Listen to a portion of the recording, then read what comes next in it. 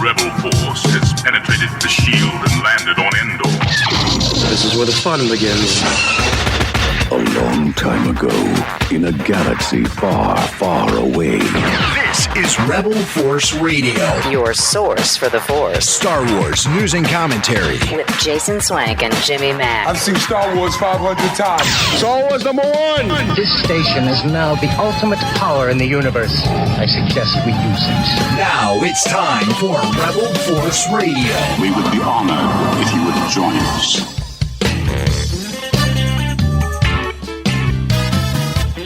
All right, welcome back. Rebel Force Radio, the weekly podcast. The podcast that dares to ask, is there life after Andor? Well, of course there's life after Andor. I mean, think about it this way. As we record this podcast, today marks the 45th anniversary of the release of The Empire Strikes Back in theaters. Maybe some of you were there. So I would say that we'll still be talking Andor, by my calculations, for at least another 45 years. If Star Wars: A New Hope, Empire Strikes Back, Return of the Jedi, etc., are any indicator. So we'll definitely be talking Andor. We're going to talk Andor this week, as a matter of fact.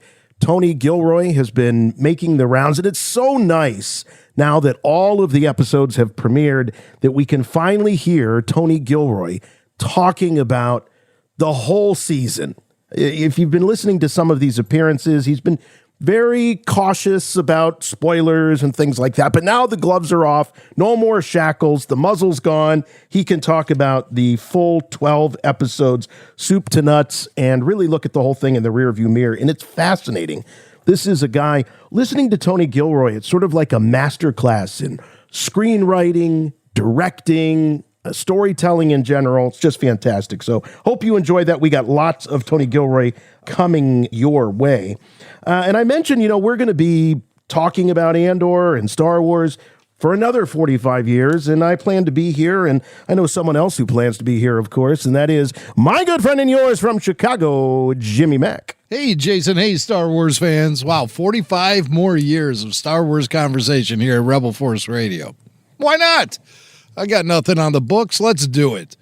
But I do like the idea of looking back 45 years ago to 1980, May 1980. I remember exactly where I was on this week. It was a Friday, and Empire Strikes Back had just opened that day, and I had arrived with Billy Mack and our friends, the Anderson brothers, and we arrived at the Golf Mill movie theater in Niles, Illinois, just like north suburbs, like really very close to the border of Chicago. And we stood in line for like 2.5 hours, and we were way up toward the front. And this was back in the day when you had to wait, buy your ticket, and then walk in. So nobody had tickets, and we were all just lined up. It was such a buzz, though, the energy that was coming off of the sidewalks as people started lining up behind us. We were maybe like 8th in the queue, but then as people started filling in after us, because like I said, we were there for at least 2.5 hours before the screening began. I think it was like the first screening of the night. And I walked around the movie theater building and just watched the line of people just go on and on and on. And I was so thrilled, Wow, new Star Wars is really here, and everyone is here to see it happen. This is great. Plus, I'm at the front of the line, so I'm cool with the size of this line right now. But it was kind of just a spectacle to see that. And the excitement for Empire Strikes Back was on par, if not greater, than the excitement we experienced for the openings of any Star Wars films. The most hyped openings of all time were, of course, The Phantom Menace and The Force Awakens. Those were easily the most hyped Star Wars releases. The hype wasn't quite there for Empire Strikes Back, but the excitement level was off the charts among fans. hyping up major franchises, film franchises, has become something of this like expertly executed practice that occurs today. But back in 1980, the real hype was coming from the legitimate audience, the fan base, the people who were really excited for Star Wars, the kids who were buying the action figures, the adults who were, you know, maybe getting a little loopy before going into the theaters and having a good time. It didn't matter. It was just like this phenomenon. And I remember that night so vividly and watching the movie and being thrilled. Unfortunately, I was spoiled quite a bit because I was so excited about the idea of new Star Wars coming back as soon as that novel hit the book stands, which was about a month prior to the film coming out in the theaters, which was a practice back in the day. You would get the novelization released prior to the release of the film because they looked at it as a way of driving interest in the film. Nobody talks about spoilers back then. So I read the book and was shocked when Han got frozen in carbonite, but I couldn't visualize any of this stuff until I actually saw the movie. The one thing that really shocked me the most in Empire Strikes Back, it's not the reveal, Luke, I am your father. All right, before you guys correct me, I know the line is actually, no, I am your father. But, you know, popular culture really is has embraced the Luke, I am your father. So I'm running with that tonight. I don't care. And I knew about that, so I wasn't shocked by that. The thing that shocked me the most on opening night, 1980, was when Vader chopped Luke's hand off. Because in the novelization, I don't think it really make it clear that Luke's hand was completely cut off from his arm and lost forever along with the lightsaber. That part got lost on me. I thought he just maybe sustained a wound or something. But to see him lose his hand, I gasped. Young me gasped. It was an audible gasp. Yeah, oh yeah. I think it even reverberated in the theater. My gasp was so loud. Or at least that's what I thought. I think everyone else was gasping at the same time. It was so exciting.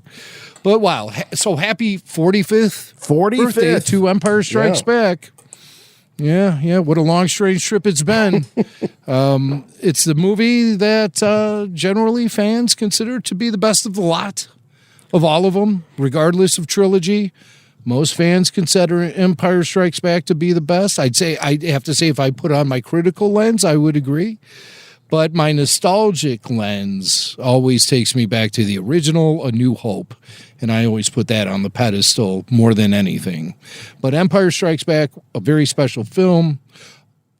R.I.P. Irvin Kershner, who, of course, Irvin Kershner was the guy who directed it. And to me, I was kind of ranking Star Wars collaborators or Star Wars creators recently in the wake of Andor. And so I ranked Tony Gilroy number 2 right underneath George Lucas. All right, there's been a lot of people that have, over the years, what's your favorite Star Wars? Rank the films, but you're ranking the collaborators. So everyone outside of George Lucas. That would include Irvin, the filmmakers, Tony Gilroy. Here's my top 5. It goes George Lucas, Tony Gilroy, the reluctant Star Wars creative, Tony Gilroy, who I believe is now probably expert level Star Wars knowledge base. I believe Tony Gilroy is absolutely steeped in Star Wars, despite him saying he's not a fan or whatever. He knows Star Wars inside and out. Despite his best intentions, he now knows. Yeah, right. Knows the way of the Force. Despite the fact that his friends make fun of him. All of his creative elite screenwriter pals make fun of him now. But hey, Tony, welcome to the fan base. We've all been made fun of. So you are a fan, my friend, if you are sustaining those kind of blows. All right, my number 3 is going to go to Jon Favreau. Jon Favreau, I think, has a really good grasp on Star Wars, and he's pushing it forward with The Mandalorian and Grogu in theaters May 2026. Number 4 will go to Mr. Irvin Kershner. Wow. Because of his achievement with The Empire Strikes Back. And the fact that he added so much meaty substance But what puts to the characters of the original trilogy. But what puts Irvin Kershner below Jon Favreau or Tony Gilroy? Volume. Oh, okay. You know, the output, Gilroy, the productivity. Yes, output. Absolutely. Yeah. Yes, absolutely. That is really a huge mitigating factor. I think if Kirsch directed Return of the Jedi, he would rank higher. He would, but he was one and done. So sorry, Kirsch, but you have to be number 4. Number 4. Mm-hmm. Number 4. And number 5, he's a work in progress, and he needs to shed the animation history that seems to be really weighing heavily on him these days, but it's Dave Filoni. Has to be Filoni. Well, when you talk mentored about output, by George Lucas himself. My God. Yes. And output. Yeah. Output. Mm-hmm. That's a lot. And I think Star Wars animation is nothing to turn your nose up at. Not at all. They carried the franchise for years. It sure the hell did. And I'm looking forward to the next chapter coming in the form of Maul Shadow Lord. So, wow, this is interesting. I didn't think we'd be talking about this on the show this week, but it was something that, I was thinking about just over the weekend, and wow, it just sort of comes to the surface sometimes here on RFR. So top 5, what are your top 5, RFR audience? Yeah. Your top 5 Star Wars, you said collaborators. Or we could say collaborators, just creatives. Star Wars creatives. Let's just say creatives. It's really hard. Yeah. You know what? I say this, that no one is going to outrank George Lucas, but there's going to be that one person out there. That one person out there that's going to put Filoni, because Rebels and Clone Wars is their Star Wars. They're going to put Filoni above George Lucas. So I almost feel like you have to take George out. Because everything is built on the foundation of George. Oh.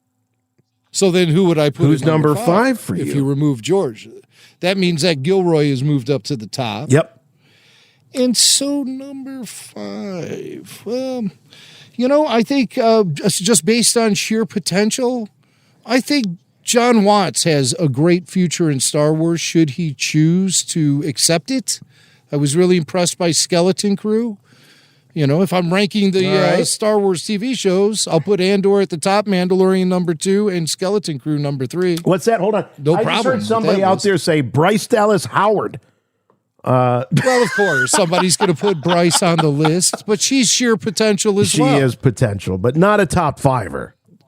No, and John Watts is somebody who actually has directed a feature film. Bryce has never done that. I don't think Star Wars is the place where a rookie film director should be cutting his or her teeth. No. That's why I'm nervous about prospects of a Filoni film, but not nearly as nervous as I am about prospects of a Charmin Obaid-Chinoy film. She's never directed a major feature film herself. Fictional. Bryce Dallas Howard directed a documentary feature film, co-directed with her dad, Ron. Mm-hmm. And that's really the extent of her feature film directorial stuff. Our boy Kyle Newman has both of them beat as far as feature experience films in the director's chair. No question about it. No question about it. As we've been talking about on the Andor after shows, there are many lessons to be learned from Andor for Lucasfilm, Disney. We just hope that they learn the right lessons. They have the right takeaways. And the biggest one, I think, for us here, Jim, at RFR, is hire professionals, people who have done this before, people that know the mechanics of the job, and stop giving people Star Wars projects to make their bones just because they did independent documentary or some independent film. This is the big leagues. You don't make your bones on Star Wars. No, you don't. That's why people like Patty Jenkins are like really good candidates to slot into Star Wars. But people like, once again, I don't mean to make her a punching bag, but Charmin, or even Filoni for that fact. He's never directed. He's never even directed like a made-for-TV movie, for crying out loud. So he needs to prove himself outside of animation. And you don't think Ahsoka does that for him?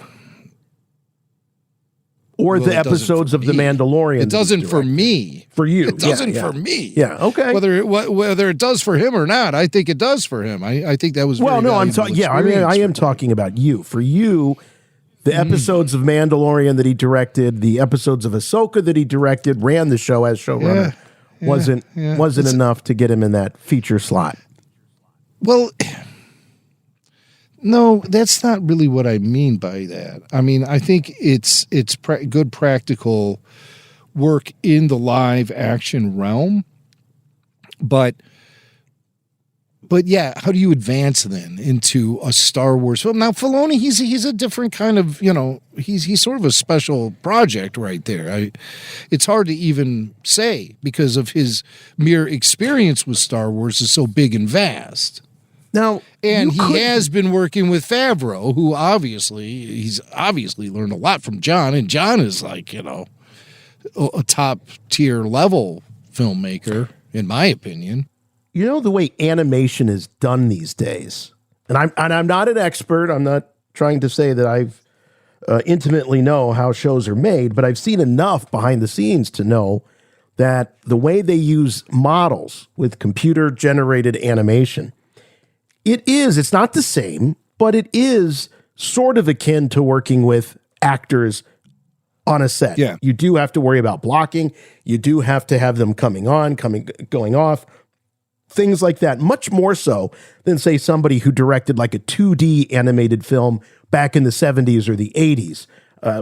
The discipline is probably now more comparable than it's ever been, but it's still not exactly the same. And there's things you can get away with in animation, things you can hide that you can't do in live action. And Acolyte, to me, is one of those examples. Take, for example, the kids kind of yucking up and sort of upstaging the adult actors in that one scene. If you remember the two twin girls, the young girls. Yeah. And the mic was way too hot picking them up. These are things that I, as an armchair just viewer, should not be able to pick up on. These are things that are way too obvious to let hang out there in a finished episode. But I could see that being more forgiven in animation. But when it's real people on the screen, it's really got to deliver and feel much more realistic. I just think that there's some liberties and there's some freedom within animation that you just cannot get away with real people. The technical things don't make me worried at all. It's the practical experience of actually running a film set and managing a shoot that goes on for a number of months and managing pre-production, post-production. That part is probably the most animator friendly, pre-production and post-production and editing.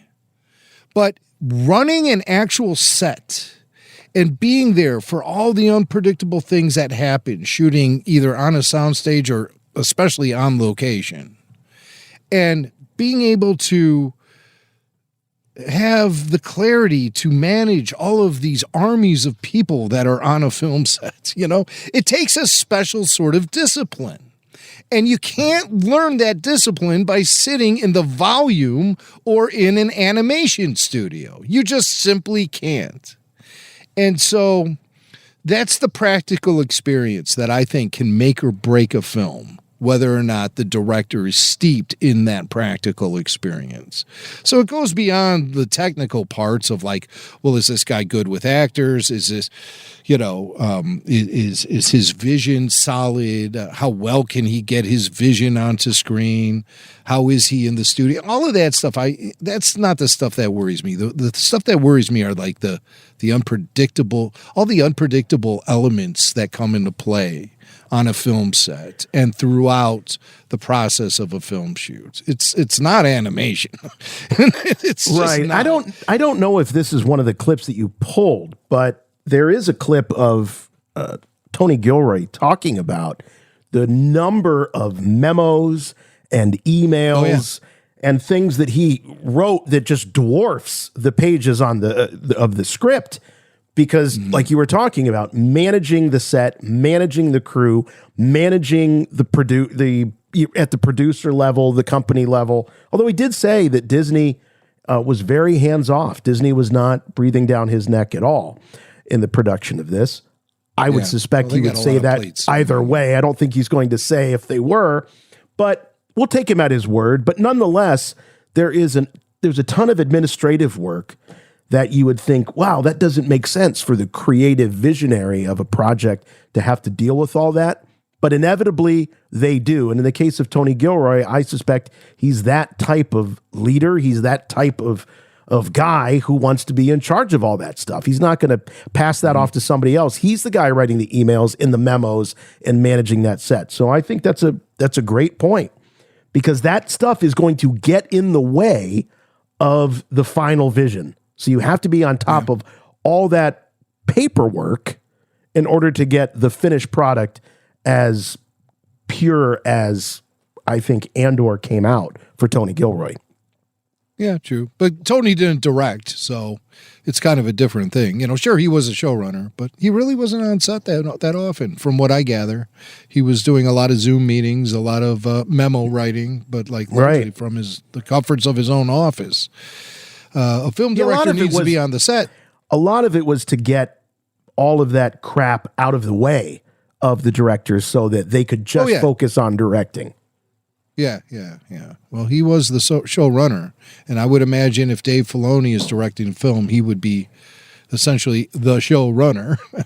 So a lot of that stuff would land heavily on him, at least the responsibilities, and he would have to delegate them. So whatever, that's all kind of like under the hood. The Tony Gilroy clips I largely pulled, which we'll hear in news headlines, I tried to get more stuff where he describes character and plot and lore, things like that. But there are some fun technical things in there too, like Tony maneuvering around existing canon and things like that. He's always a hoot to hear talk about that kind of stuff. So he's so honest too. He really, he doesn't try to put on airs. If something's a challenge, if something's a block in Star Wars lore or Star Wars story, he's going to say it right there. Yeah.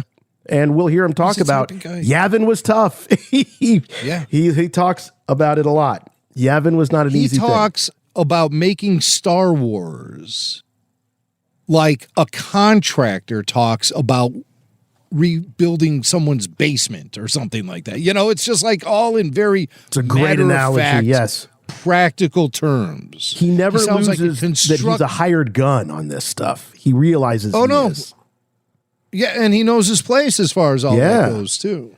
And he doesn't claim ownership over Star Wars, but he certainly claims a lot of ownership over this particular series. And Rogue One, who knows what Tony feels about that, because he says he's still putting food on the table for his family by not talking about Rogue One. So there's too many skeletons in that closet if you know anything about the making of Rogue One. So we'll be getting to all of that coming up here in news headlines. But first, we have a big announcement here at Rebel Force Radio. You've all been waiting for weeks and weeks, but we can finally announce when tickets are going on sale for RFR live at Rancho Obi-Wan this September.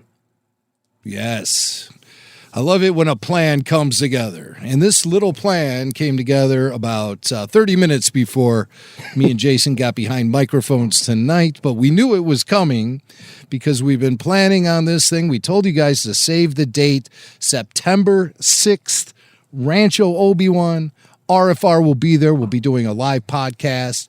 The museum will be open for walkthroughs. The arcade will be on. We'll be hanging out, meet and greets. Lots of RFR friends and favorites will be there. Who knows what'll happen? You know, there's always surprises at Rebel Force Radio events. A lot of times me and Jason ourselves are the ones who are getting surprised. That's for sure. We are so excited to be able to finally tell you. We told you to save the date for the event. Now we can tell you when tickets go on sale. And as predicted, I said late May, early June. Early June it is.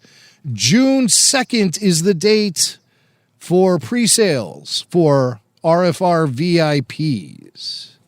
So RFR VIPs on Patreon will get the first crack at tickets. June 3rd, the next day, all RFR Patreon supporters will have access to tickets. And anything that's left over will go on sale to the general public June 4th. So bing, bang, boom. That's how it's going to happen. June 2nd, RFR VIPs on Patreon. They get first crack at tickets. June 3rd, RFR Patreon supporters across the board. June 4th, general public. So if you really want to go to this thing, join us on Patreon, patreon.com/Rebel Force Radio. While you're there, you'll be able to get access to bonus podcasts, ad-free shows, full show video. It all depends on which tier, of course, you're a part of. Patreon supporters will get the first crack at tickets. VIPs first, then everyone else secondly.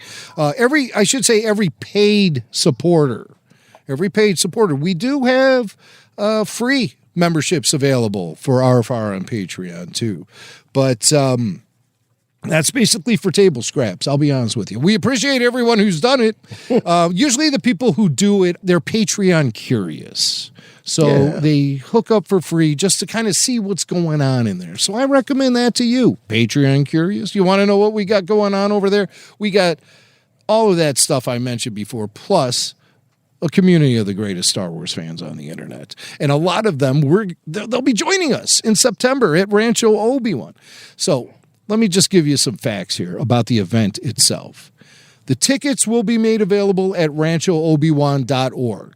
We will be giving a top secret link to our Patreon supporters and VIPs prior to the general sales. Okay? So you know what's going to happen there. This is a fundraiser. This is not for me and Jason. This is it's for all of us, really, because it's going to be one of the greatest RFR events, if not the greatest RFR event to ever happen. But it's a fundraiser, and all proceeds will go to Rancho Obi-Wan and the Saga Museum. The Saga Museum will be a public facility showcasing the collections of Rancho Obi-Wan, along with 3 other of the galaxy's biggest Star Wars memorabilia collections, Gus Lopez, Duncan Jenkins, and Lisa and Vic, along with rotating exhibits, a permanent facility where the public can pay admission for access to experience Star Wars collectibles on a scale unlike anything ever before. And, because Rancho Obi-Wan right now, in its current state, this is the home of Steve Sansweet. He lives there. This is his house. I mean, right. This is his property, his private property. You're not going to drive up, park in a parking garage, walk across to the ticket office and buy a ticket. That's unfortunately not the way Rancho works. But the idea is that this Saga Museum will work that way. Exactly. And it's about time. So you could just roll off the street, pay admission, go in there and see the most amazing collection of Star Wars collectibles you've ever feasted your eyes upon. But for now, it's a membership-only museum on Steve's property in Petaluma, California, and it's been there for years. And we're going to be there on September 6th, and we want you to join us because we want the future for Rancho Obi-Wan, which, by the way, is the Guinness Book of World Records' largest Star Wars collection. We want to do our part in securing its future and the reality of having a public facility where we can go and visit this collection year-round, 365 days a year. Wait, how many days are in a year? 365? It's 365. Yeah. All right, well, it's leap year. Still 365. Every year's leap year. Every year's leap year. So we want you to join us in helping secure the future for Rancho Obi-Wan and the Saga Museum. So we'll be there on September 6th. Tickets go on sale at the beginning of June. Pricing and availability will follow a similar template to the ticket sales for the Rancho Obi-Wan Summer Social, which is almost sold out. I think there's like just a tiny handful, maybe 3 or 4 tickets left. So if you were thinking about going to that and you've been putting it off, you better buy tickets because that thing's going to sell out soon. And so that's going to open up the gates then for RFR at ROW ticket sales. It's going to be a blast, man. I just am so excited about this. This has been years in the making. This has been true bucket list stuff for me. I've been going out to Rancho Obi-Wan since 2008.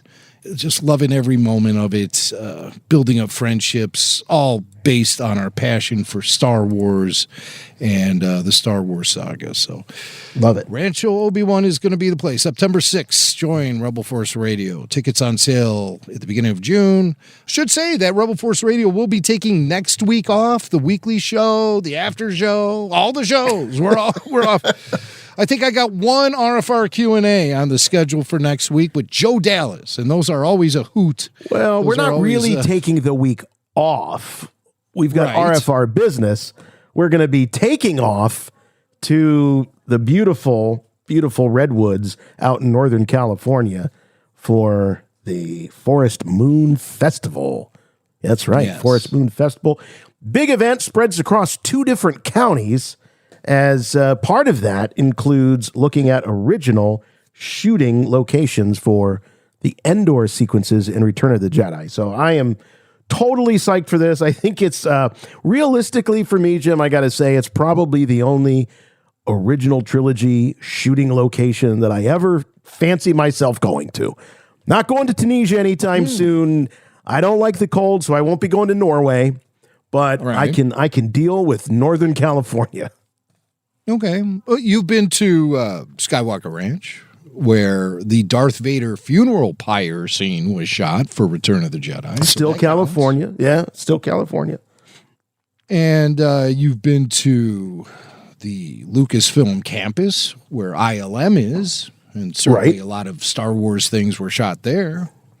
I mean, we didn't get to go near it, but all right, we were close to it. Close enough. That doesn't count. Yeah. That doesn't count. I'm talking about so the we'll big. Be in I doubt. Now, Australia, I'm not ruling Australia out, but somebody was telling me when we first started this podcast business, man, the idea of getting Jason Swank on an airplane was completely foreign to everyone. Just getting him to Dallas was a big It really was. Thank goodness for this podcast. Thank goodness for my day job that has actually required me to have to travel. And that's a lesson. I just want to say that's a lesson to people out there listening to this, especially if you're younger and you think, getting on an airplane and going out and doing these things, that's for other people. That's not for me. That's kind of the way my mind was. I didn't grow up traveling, but you got to really push yourself. And if you're lucky, you have good friends and colleagues that are pulling you as well, like Jimmy Mack and other people. So don't waste your time sitting around worrying about what might be. Just go out, jump on that airplane, and live your life. Because had I not done that, I would not have had anywhere near the incredible experiences that I've been blessed and fortunate to have. Just like Michael Jordan says, just do it. Do it. Do it. As Palpatine says, do it. Hey, speaking of doing it, we should do this dog story. You were saying that sometimes we show up to these live events and we're just as surprised as the people in the audience. That's how it is every week for me at Rebel Force Radio. I get the rundown from Jimmy Mack, and it's always a big surprise. I never know what I'm going to see, and this week is no exception. Star Wars dog story. Jimmy Mack. Yeah, I'll make this brief. It's kind of sad. I came, downstairs, getting ready to go off to my day job, and I see something on the counter, and I go, "What the hell is that?" And I see this Solo poster. What? From the Solo film. Oh my gosh! Look at that. Look at that. I can see you through the holes. And it's just totally shredded. Look at that. Swiss cheese. A hole is the size of Jimmy Mac's face. And then look, and it's a cool movie poster too. It's like official where it has the reverse image on the back and everything. You can put it in a backlit frame so it's printed on both sides. And Steve Sansweet gave me this. And I never hung it up because I don't like the Solo movie. But he still, he gave it to me. So, it's not like I don't like it. It's just it's the least favorite of my Star Wars films. So how sorry should we feel for you right now? Sorry enough. I'm just saying, So I was pretty sure it doesn't take a forensic expert to look at this and see that a dog is probably chewed on this. Yeah, so or a Demogorgon, my God. So I assume it was a family member who was up late, and they put it there on the counter so I would see the carnage. And but I didn't know what the story was. Wait, where did you find it? It was on the countertop in the kitchen? Sitting on the kitchen counter, yeah. What? Went down there to get my morning coffee, and I was greeted, good morning. Here's your Solo poster, destroyed. No. So where was it kept? It was in my basement, but it was rolled up, and it was on top of like a box of something, and he just grabbed it and went to town. Wow. So I couldn't get answers from anyone because it was really early in the morning, and I was leaving, and everyone was still crashed. So I was like, well, damn, this is going to be a mystery for the rest of my day. But then I saw something that really, verified what I was thinking, who the culprit was here. Mm-hmm. I knew it was my dog, and it was confirmed. I'm sharing a picture with you right now, Jason, if you want to put that on the screen. It's confirmation. As you can see in this photo here, there is some evidence that was left behind very close to the scene of the crime. What do you see floating in Kona's water dish? I see a very distinctive orangish, reddish scrap of paper that looks very much like the color palette of the Solo movie. Yeah. So, it probably came from like my guess is right about like here, this part right here. Actually, it's more orange. It's probably from this part right here. Yeah. Wow. So, little furry bastard, I've been following on social media on Instagram this company that does restoration of posters. That's all they do. They restore classic movie posters. Yeah. So, you know what, Mac? There's hope. I think that, and you should see the way that with tweezers and these brushes and the way that they restore these things. I would love to see you send that off to them with that dripping wet corner or wherever that piece was from your dog's water dish. Let's see how good these guys really are. Something tells me it would just be easier to buy another poster, probably cheaper too, without having to have all this manpower repairing it. And plus, I don't, like I said, what do I care? Alden Ehrenreich? No, my Han Solo is Harrison flipping Ford. So let's just move on. I just thought it was something you'd get a kick out of there. Man. Yeah, that's sad. So after all these years, after you've suffered through dogs, eating your action figures, pooping them out, eating them again, pooping them out again, all these years later, you got the poster. I'm glad it was the water dish and not something you pulled out of the backyard. That's where I thought we were going with this. Well, that's probably where the rest of the poster is. That's just a little tiny scrap right there. Some would say that's where the movie is, too. Look, I came up running scams on the streets of Corellia. I'm a driver, a flyer. Rebel Force Radio. You must contact me. Play back the entire message. What message? Message after the message. The Emperor commands you to make contact with him. It's a trick. Send no reply.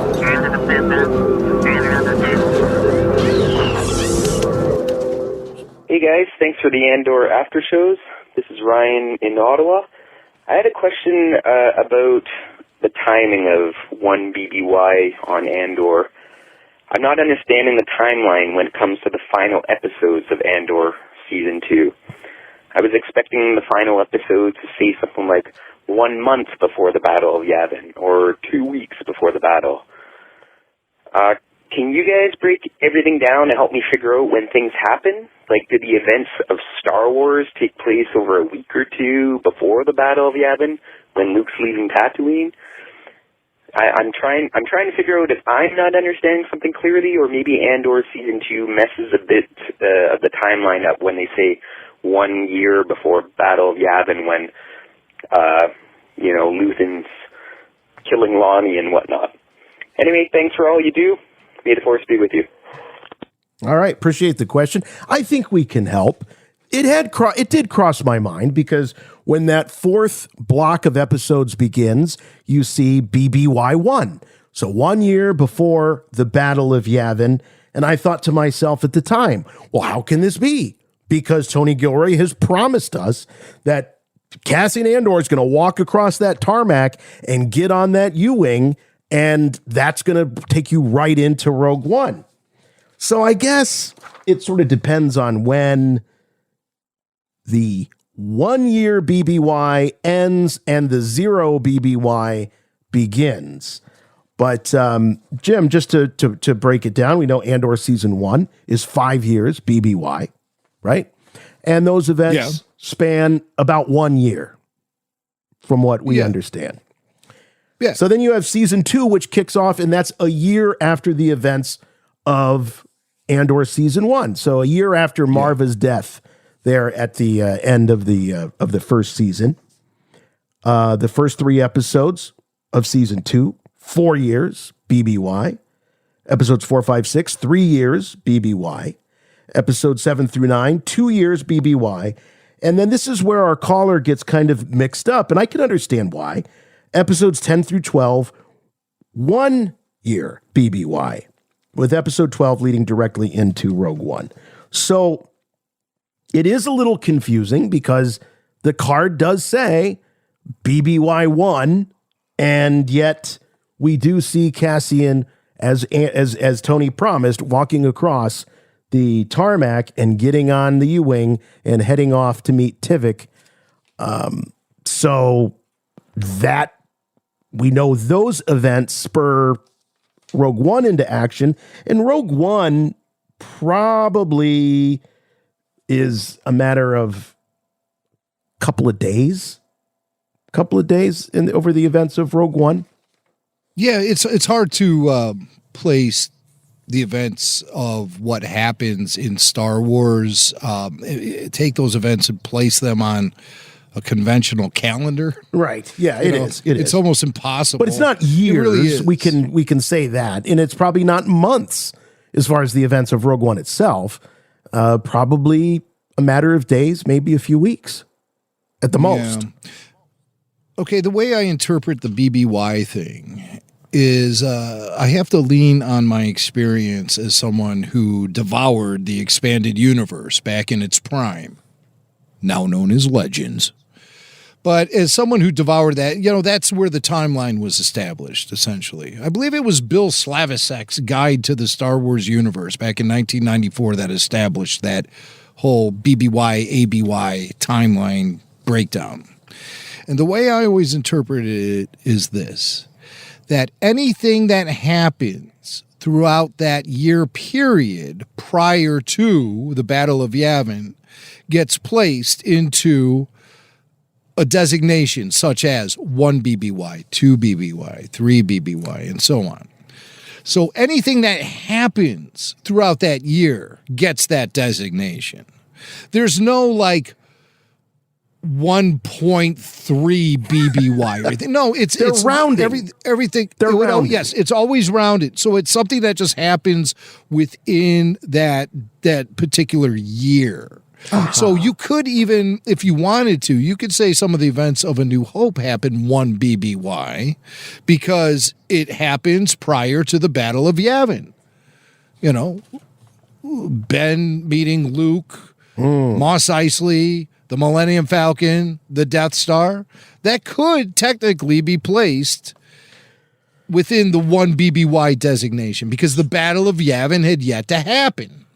But typically we put all of the events of A New Hope into the 0 BBY category. Right.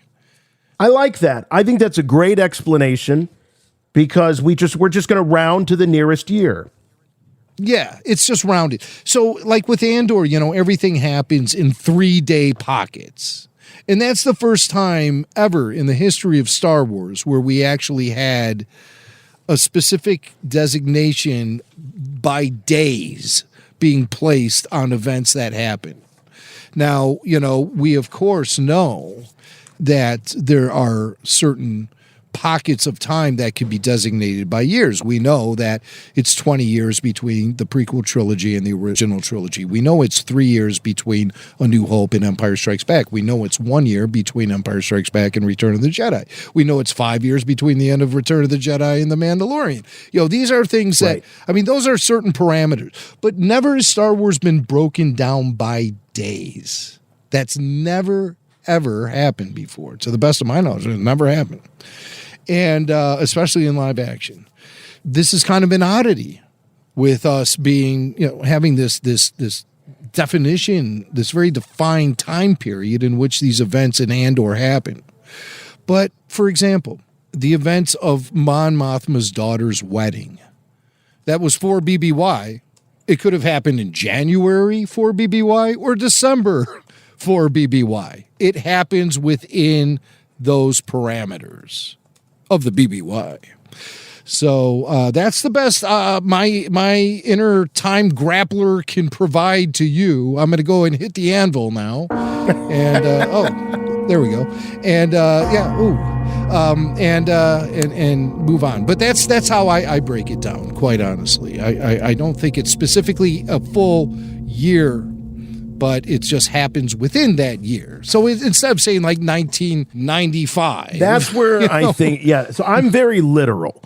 And I think a lot of people who are very literal are thinking about that. They're like, well, wait a minute, that doesn't make any sense. If it's a year before the Battle of Yavin, how is that possible?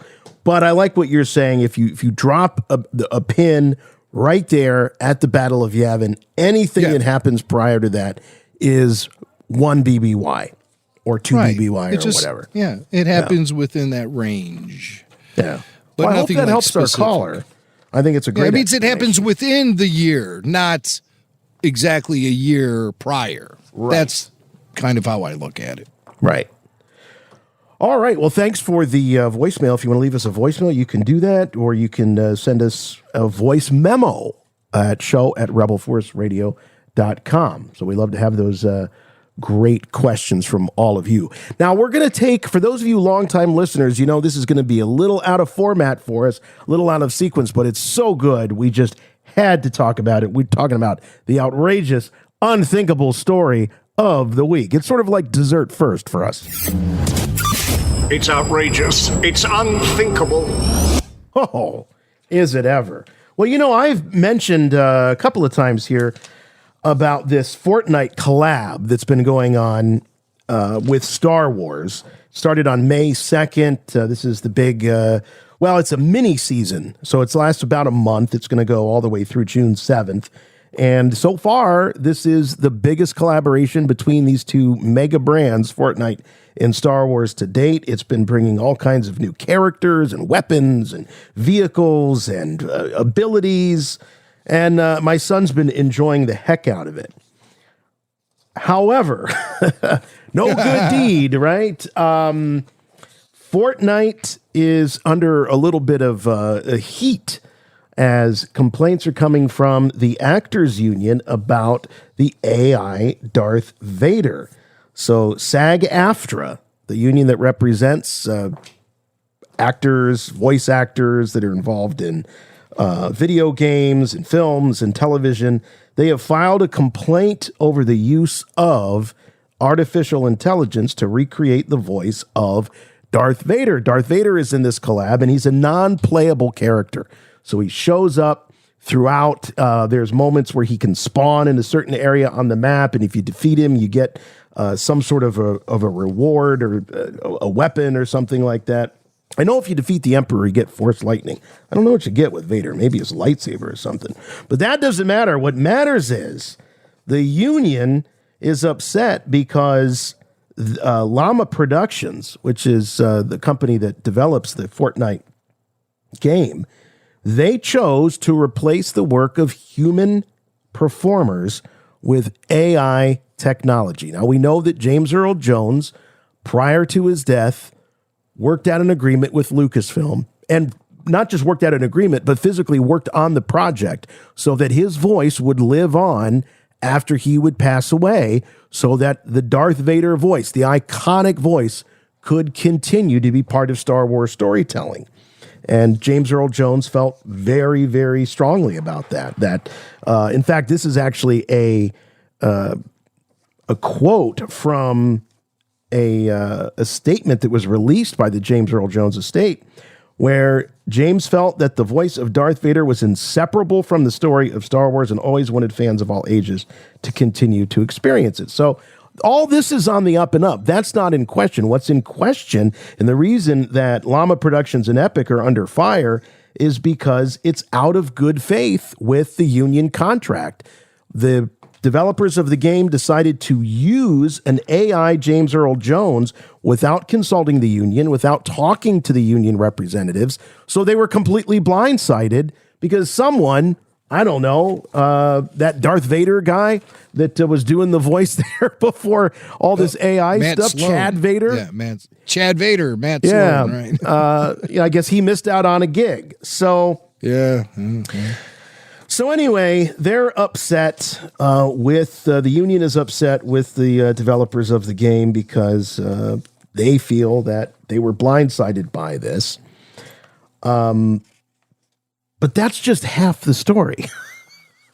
The other half of the story is that, I don't know, hackers, whatever, people have been able to, in the course of gameplay, get this artificial intelligence-driven Darth Vader non-playable character to say some pretty nasty things, swear words, spewing racial slurs.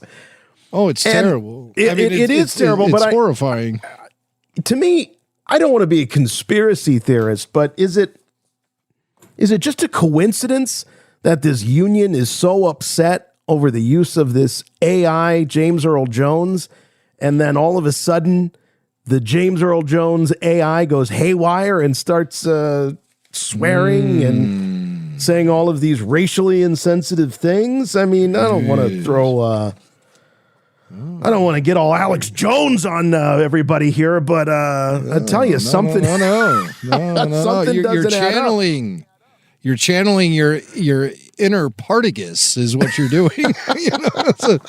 He's like, how can we you think arrange for Partagas something was like a conspiracy theorist? Well, he is, yeah. I think absolutely more than a conspiracy theorist. He's the one who fueled the conspiracy theory guys. You know, he gave them something to talk about. He's the conspiracy creator, not the same as the guy who believes in it. But yeah, he's the one pulling the strings. Yeah, we have no idea if that was an inside job. Someone from the union sabotages the AI Vader to prove a point, but. When you've got this controversy brewing and then it goes haywire, it is a cautionary tale. That is for sure. All right. Well, the way they do this is it's via voice chat. So they're speaking to an AI bot. Yeah. In the guise of Darth Vader with Darth Vader's voice. And they chat with him over, online through microphones and try to manipulate the Dark Lord bot into saying crazy crap. And he has been saying crazy crap. And then some other people, I think, have learned how to sort of manipulate the code, the programming code a little bit and do wacky stuff like that. So I combed the internet, as I do. You know how I do that, Jason. I comb. Right. I comb my hair and I comb the internet. Fine-tooth comb. And I wanted to see what people are making Darth Vader say. And so I avoided the, nasty stuff or whatever. I was looking for like the wacky stuff. And so I put together a little montage from various sources throughout the internet. And in some cases, you'll actually hear the players, the users, you'll hear them talking into their microphone, trying to prompt the Darth Vader bot to say wacky stuff. And in many cases, as you'll hear in this montage, they're quite successful.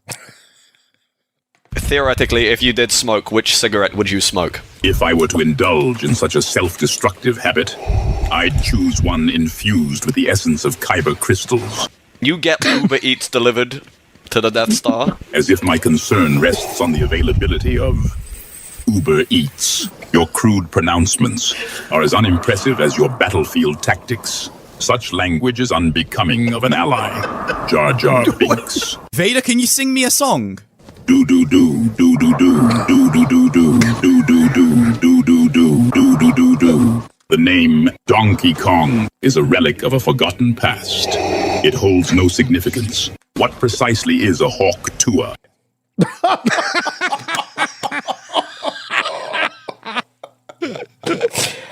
Well, that's the PG-rated version of what's out there. Thank you, Jim, for keeping it clean for the kiddies. But yeah, it's far worse than that. What's incredible is just how much this sounds like James. It is James Earl Jones, and not just James Earl Jones, essentially, but James Earl Jones, prime peak Darth Vader, and it's a shame because it's so cool, and the idea that we have this technology is incredible. But you know, that's why we can't have nice things, because people go around and they have to ruin it.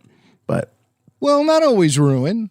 Sometimes some very spectacular results emerge from game players working with the Darth Vader bot on Fortnite. And one of those particular game players is our own Dylan McInerney, my son Dylan. So what happened was last night I walked into our family room and the boys are watching YouTube videos of these people making Darth Vader say crazy crap. I heard it from the hallway as I'm walking in. I'm hearing Vader dropping F-bombs and all this stuff. I said, what is going on in there? I hurried my pace and got in there and saw them laughing their butts off at these videos. And I said, wow, man, that's amazing. They can get Darth Vader to say anything. And I said, how do you do that? And they said, we don't know. And I said, boy, I wish we could figure it out so I could get Darth Vader to say wacky stuff about Rebel Force Radio. Fueled with that, Dylan sent me a video at about 2:30 in the morning last night. He finally was able to have a confrontation with Vader. I guess it's an NPC that shows up in like 3 specific places on the Fortnite map. And so Dylan hunted him down and was able to interact with Darth Vader for a little while until somebody else killed him. Meaning Dylan. Dylan was, and I think Dylan goes by. He's identified as Chewbacca in this game. So not only do we have Darth Vader interacting with someone and saying wacky stuff about RFR, but he's also addressing Chewbacca, which is a little, kind of is earth shattering in my book. I'm very much a canon kind of guy. And the idea of Darth Vader saying anything to Chewbacca is completely a foreign idea to me. But here it's going to come to life, and you're going to hear it. Our RFR All Access supporters who get the full show video will actually see it. This is Darth Vader rapping about Rebel Force Radio. Strap in. Rebel Force Radio. I am familiar with the propaganda they broadcast, Chewbacca. Do you find their insights informative? Jimmy Mack. I am familiar with the name Chewbacca, a purveyor of processed meats, if I recall. Why do you ask? The meats of Jimmy Mack are varied, Chewbacca. He crafts sausages, smoked fowl, and other concoctions. His skills, I confess, are unknown to me. Is this Jimmy Mack a threat to the Empire? Meat, Chewbacca, can be treacherous. Improperly prepared, it could incite a rebellion among the troops. Is this Jimmy Mack known for culinary sabotage? Jason Swank? Oh no. His name is unknown to me, Chewbacca. Does he pose a threat to our mission? Swank, I am unfamiliar with this swank, Chewbacca. If he is indeed a threat to the Empire, then he will be dealt with. A rebel podcast, Chewbacca. I fail to see the value in such sonic disturbances. Why waste precious time listening to rebel lies when you could be crushing them? These hosts of Rebel Force Radio, I sense their voices pollute the airwaves with falsehoods. This podcast is not harmless entertainment, Chewbacca. It is a weapon. Do you believe their lies? Puppet Lando, a marionette mimicking a general. How pathetic. What amusement do you derive from such a thing, Chewbacca? Wow. Wow. Wow. By the way, Sonic Disturbances was a close second to Rebel Force Radio when we were naming this podcast. So glad to see that it lives on with Lord Vader. I see it now, Jim. I think Disney is going to make lemonade out of the lemons, and they're going to have a brand new Disney Plus series that's going to be called Darth Vader Says. Why does Darth Vader think I'm a purveyor of processed meats? Yeah, the whole Jimmy Mac meat thing was, at least he didn't talk about my meat. Purveyor of fine meats. Holy cow. What's so weird?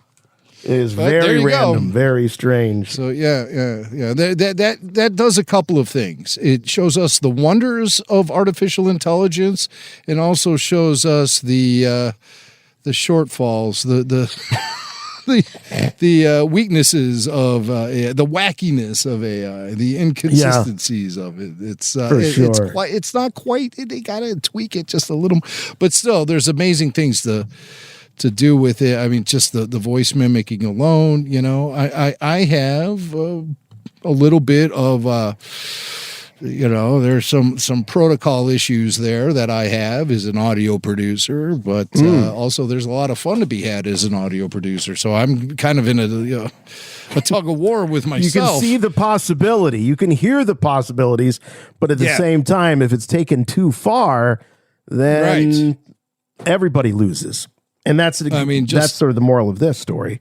You know, or it's another way of looking at it is like, hey, our voices could be like James Earl Jones and just go on forever. Yeah. And our great-grandsons will be producing Rebel Force Radio 100 years from now just by typing in things for us to say.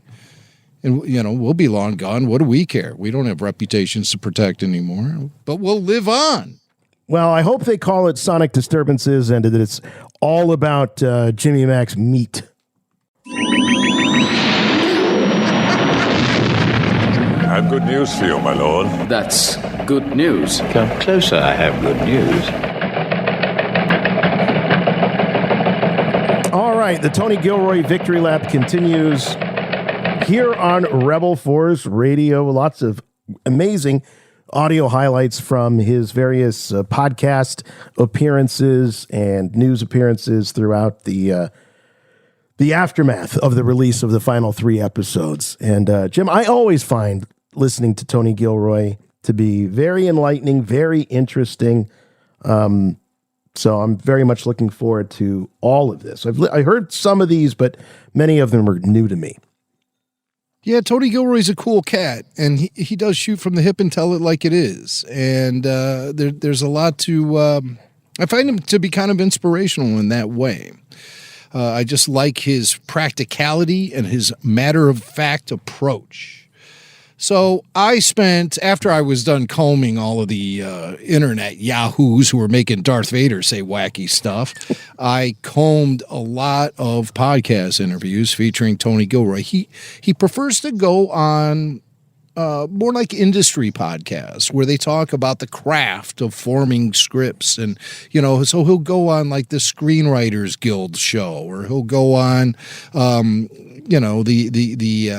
IndieWire Toolbox, Filmmaker Toolbox show, Toolkit, I should say. Very inside the industry, for sure. Very much. And he always speaks very much inside the industry. It's always shop talk with Tony. But I try to pick out little insights from him as far as the situations, the environments, the character motivations, and sometimes his own inspirations for things that he puts onto the page. So the first show, which Tony Gilroy appeared on, is The Ringer's The Watch. And he spoke to the guys from The Watch about the finale montage. You know, that great montage in the last episode. Oh, yeah. Tony or Diego is walking. Andor's walking on the tarmac at Yavin base. And there's cutaways to other characters. You see Dedra, she's in prison. You see Wilman and his woman, and they are living in domestic bliss. You see Clea, and she's looking on at rebel activity with a tiny little grin in the corner, one corner of her mouth. All of that stuff is unfolding, and Andor is walking off to his next adventure, which we know is going to be Rogue One. So Tony talks a little bit about that finale montage and kind of talks a little bit about what he was going for with that whole thing. Of all the things that I could not anticipate and all the things that emerged along the way, the one thing that never would have surprised me is the final montage of the show. I mean, that was kind of always, I think if you asked Danny or Johnny or Bo or Zana or any of us along the way, we would have probably given you a pretty accurate description of what the final moments of not the very final moment of the show, but that walk to the ship, that was always, let's have him walk to the ship. I bet it's going to end up, if we can avoid having it be in slow motion, that would be great. I'm sure it'll have a montage of who's ever left and, whoever we can afford to pay for that episode if we're bringing people in, and how much attendance can we take? I think we had that from minute one. I think we owned that from the very beginning. And I think Diego's the first person who put their finger on it. We're out on the first junket, describing the fact that what made the show possible, and at that point we knew what we were going to start to do for the second season, was that we knew where we were going. We've always known where we were going. We were going for that final bit. Boy, is that important when you're telling a story to know where it is going. That's an important thing in life in general, whether you're setting goals or anything. You got to begin with the end in mind. And Tony Gilroy definitely began this with the end in mind, and his end was the beginning. His end was the beginning of Rogue One. So I love that he was so determined to make that a reality. I thought the montage, the slow-mo, all of it ended that show in such a satisfying way. And then you got the stinger with Bix at the very end, with Bix and the baby. So yes. I give it 10 out of 10. I can't think of a better way to end it. And it's because he had such a clear vision for what the end was going to be. That didn't happen by accident. No. And I think back to all the hours I devoted to Lost when it was airing on ABC, and how even the writers and creatives admitted they had no idea where they were going with the story from season to season. They had no endgame. So naturally, the finale to that story, while heavily hyped, was a bit of a letdown. And who was that creator, Jim? And shallow and what was his name? Who was that creator of that show? What was his name again? Damon Lindelof and J.J. Abrams. There you go, J.J. Abrams. J.J. Yeah, they had a whole team. Right. But J.J. Abrams, that's the name I was looking for a guy that does not begin with the end in mind. Well, J.J. wasn't there for the whole thing anyway, so, he started got it off the ground and bolted. He did start it. But yes, again, starting it without having a clear-cut vision for where the whole thing was going to end up. And that is important, Otherwise, you're just really flying blind as a creator and just letting the story dictate the ending as opposed to the storyteller. And with so many different branches of the story that was lost, for it not to come together in a satisfying conclusion felt like a real waste of time to me. Despite the fact that I thought the show was really original and really clever and really cool. And granted, I have not given it a rewatch. So maybe it plays out a little bit better if you binge it. I don't know. It was hard to keep all of those different threads of mythology straight after they kept jumping around so often. But the first 2 seasons of that show were spectacular, and it was a disappointment. It didn't go anywhere. With Andor, the first 2 seasons are all we're getting, and both were spectacular, and the creatives knew exactly where the story was heading. Thus, it was airtight. Airtight. And I really appreciate it for that. If I die fighting the Empire, I want to go down swinging. Rebel Force Radio. May the Force be with you. It wasn't all just like a walk in the park for Tony Gilroy, even if he did have the ending kind of figured out, because he had to work around the Star Wars canon, which we know is a treacherous minefield for anyone, but for a guy like Tony Gilroy, who at times keeps Star Wars mythology at arm's length, he learned a little bit about working around canon and discovered that he's kind of good at it, actually. I was very annoyed when I came back to do Andor from Rogue that in the fan fiction or in some of the other canon, they already had a backstory on Wikipedia that Cassian Andor was from a planet called Fest, and I was like, "What is this?" My job one was like, I got to explain this guy's accent. It drove me crazy on Rogue that people had accents, but they spoke English, but they never spoke another language with each other. I was like, "What is that about?" So I wanted to explain his accent. So I retconned that in a way. I said, "Oh, that's the story that Marva told the officials because they didn't want her to know that he was really from Kenari, and that's how it got into Wikipedia." So fine. It's that kind of hijacking. It's the same thing here. They didn't. I love it. Gorman was never specified. They never had any information about it. It was a blank slate, but there was 2 Gorman massacres in their own. They had their own problem with canon. And if you talk to Star Wars aficionados pre-Andor and mention the Gorman massacre, their definition of it would be depending on whether they watched Legends or watched, the cartoon. Very true. Yes, the canon is not very clean and clear in many places, but I always feel I'm always on the side of the creatives especially when it comes to the tie-in material. Because the tie-in material, that's the point of it. The point of it is to try and connect those dots. And I look at it like until something better comes along or something maybe more mainstream, something that's going to reach many, many more people, that there's big budgets involved. I mean, you just got to use some common sense with this stuff. Now, I'm not saying they come in with a wrecking ball and just blow it all up. That's not, but no. But in the interest of telling a better story or a story that's going to impact the saga in a much larger way, I don't want them to be shackled to some, well-intentioned author that just got this gig to write this Star Wars book. That's not the way I want the franchise run. And I'm glad that Tony Gilroy was able to dance and work around those things and instead of just blowing it all up. No, and he kind of cherished the challenge in a way and felt like he wasn't confined by it, but just pointed in a direction. And, he would use the existing canon. And then if it didn't work with his story, he would devise ways to make it all fit.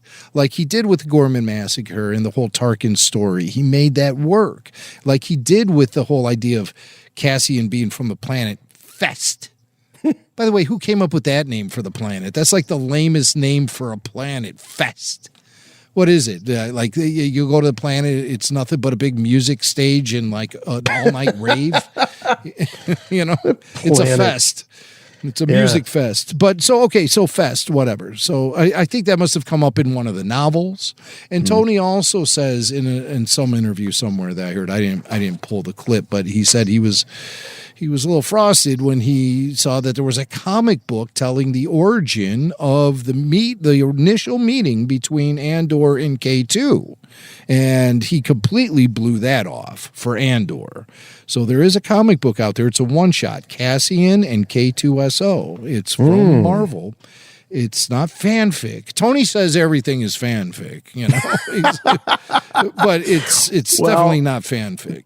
There's another thing that was sort of overwritten, and it's a small detail, but in the Rogue One novelization, it says that Andor is on the planet Corellan when Tivik contacts him. So he's not contacted on Yavin. And then in the Rogue One Rebel dossier, we'll have to check with our buddy FJ DeSanto. He probably has that Rogue One Rebel dossier. That contradicts the novelization by stating that Andor was the one that contacted Tivik, not the other way around. Good God. So these inconsistencies are going to make me quit fandom.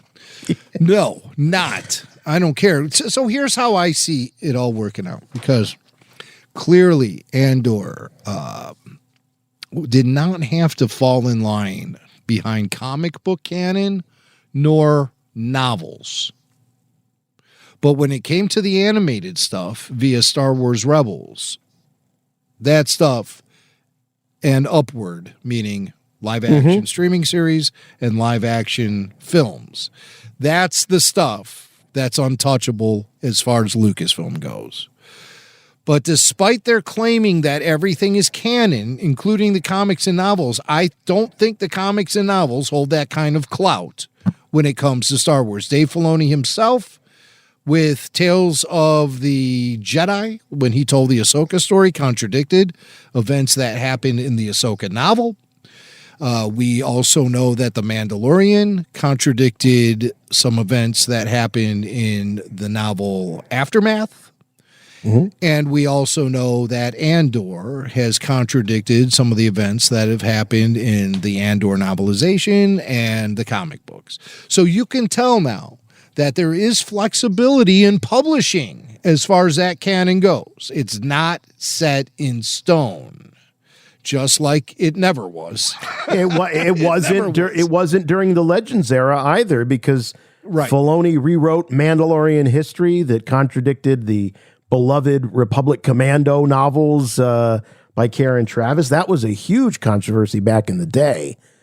So what did Lucasfilm do? Well, they nullified the existing tie-in canon, and here, how many 12 years later, they're finding themselves in the same boat, because in my opinion, there's too much storytelling happening in Star Wars across publishing, the books, the comics. My God, even in the Star Wars Insider magazine, you've got stories about incidental characters that show up. I don't think it's all necessary. No. And the quality varies greatly, and it's all over the place. All these different timelines, all of this great, I really would love to see Star Wars funnel all the storytelling into just like one solid storyline for a while, set in one solid era for a while, and let that roll for 5 or 7 years just to see what happens. Start building equity in your stories as opposed to just throwing stuff at us fans and then moving on to the next thing, because you're making it all so damn disposable. Right. I mean, who's even thinking about Skeleton Crew anymore? Well, if you look at the original trilogy, it spanned 6 years. The prequel trilogy spanned 6 years. So George had an opportunity. Now, some of that has a lot to do with the fact that movies took longer to make in that time. Yeah. Than what you have. I mean, I look at it differently. I see the original trilogy era spanning all the way up until the prequels, because I count the comic books, I count the novels, I count the animated stuff, I count the made-for-TV stuff, and I count the special editions. All of that was part of that era, and that went from 1977 to 1999, as far as I'm concerned. They were still all over the place in the storytelling. They weren't sitting in one pocket of the timeline. I'm saying that... As far as what? As far as comic books, no. But as far as the expanded universe, absolutely they were. They were locked in to the post-Jedi era for many years. Right, but the comic books weren't. What I'm saying is that from 77 to 83, George stuck to one particular timeline. He was telling a linear story, right? Yeah. And then in 99 to 2005 with the prequels, he stuck to one linear story. You had time to sit and process it all. Right. And so, yeah, exactly. Let's sit down and let's enjoy it. We don't have to go off in all these different directions. And then the Clone Wars afforded us a new era of focus on the time period happening between Attack of the Clones and Revenge of the Sith.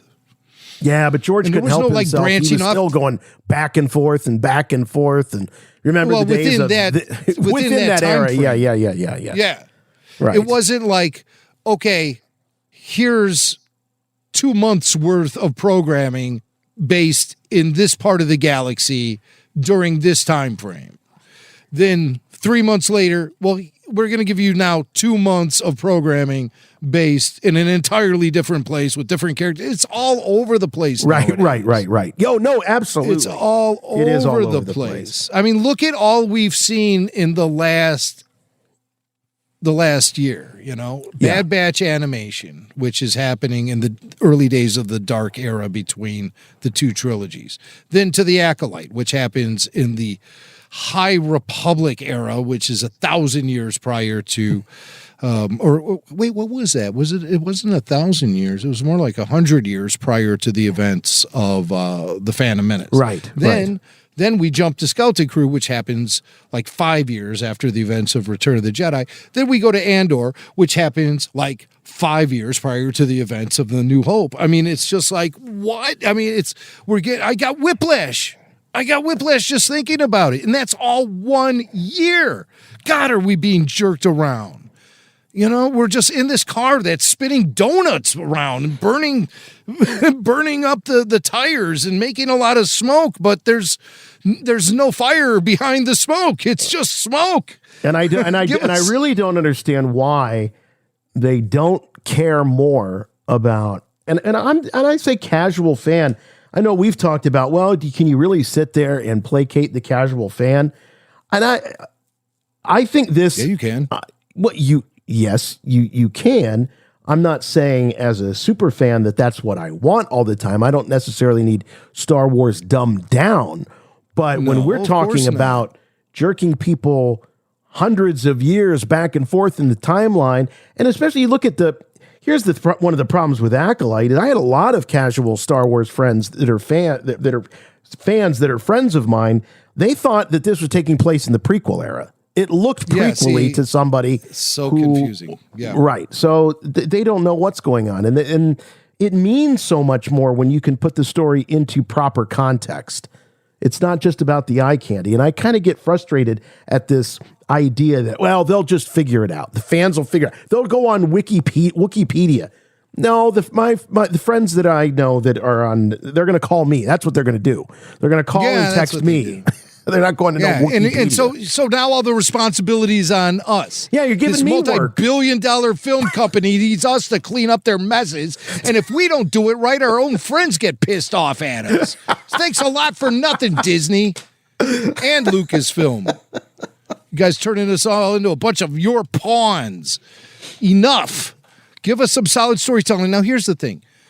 If you start with a consistent story, you will get those new fans. They'll jump on. They'll see the entry point, and they'll jump on and they'll stay on board. They'll ride the wave as long as it goes, as long as it's a good wave, as long as surf's up, man. You will bring those new fans on. This experimentation of trying Star Wars for you and Star Wars for me and Star Wars for them and that's all insane, because you're taking this giant fan base and you're slicing it up into these tiny fractions that isn't going to support anything with a $7 million price tag on it like some of these series have. And then if you dare try to consume misguided. If you dare try to consume a piece of the pie that's not put on your plate in front of you and you go, this tastes funny, they go, well, it's not for you. And you're like, wait a minute, I thought I was eating Star Wars pie. I love Star Wars pie. It's my favorite. Well, that slice is not for you. Boom. Identity crisis. Star Wars is having an identity crisis. All right, let's move back to Tony Gilroy. Tony Gilroy. Because this is fun stuff, because Tony reveals he gets a little personal poke via the dialogue of Cassian Andor in the final episode. Tony, he planted, much like Jyn Erso, planted a destructive element into the Death Star itself. Tony Gilroy planted a little personal poke at working within canon and having to work around these pre-existing Mon Mothma speeches that appeared in cartoons. He let Cassian Andor say something that kind of represents Tony's overall vibe and feeling about this situation. So let's hear from Tony what went down.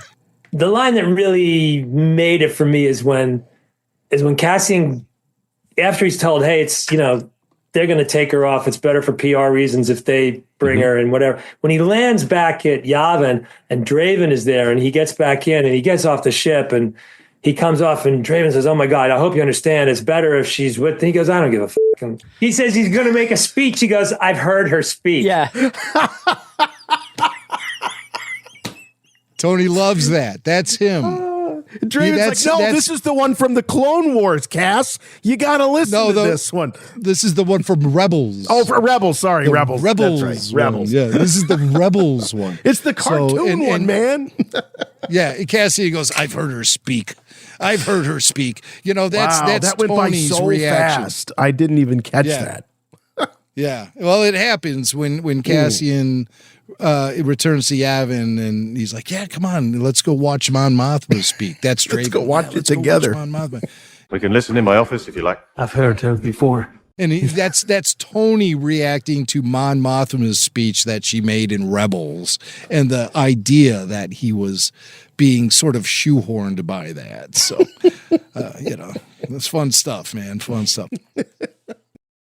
Tony Gilroy also appeared on the Q&A with Jeff Goldsmith. We've been featuring highlights from the Q&A with Jeff Goldsmith over the last few weeks.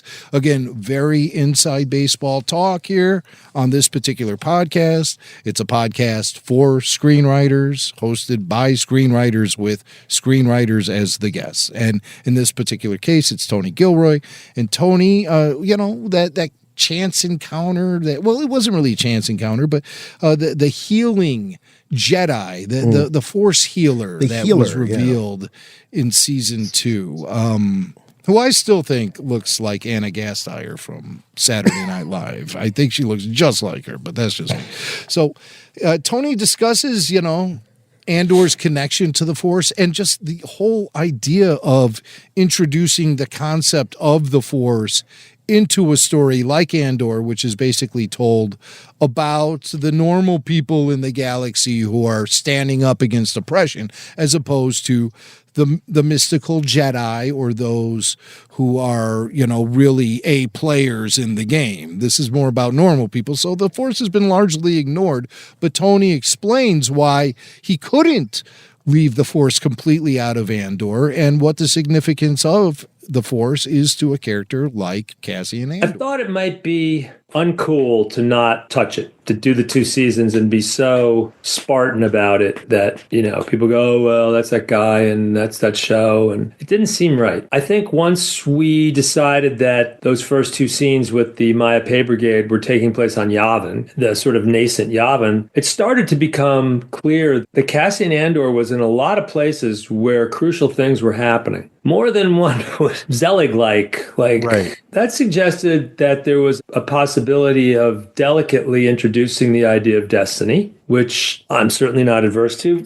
particularly because reluctant destiny is a really fascinating and cool flavor. There are religions that are based on reluctant destiny, as we well know. Diego really manages to convey such a deep reality to anything that approaches anything messianic or whatever. So he really grounds everything. So I wasn't that afraid of it. The key line there is when she thanks him. Thank you for letting me feel something again. So she's not seeing the future. What she's telling you is what she doesn't know any more than she's telling you. I just thought that's really subtle and real. And when I say it even now, I get a little tingle. It makes me feel proper. I feel it's right. It feels natural. Finally, then the decisive thing is what it does to Bix and how it confirms her feelings that she's been expressing really for a long time, if you pay attention.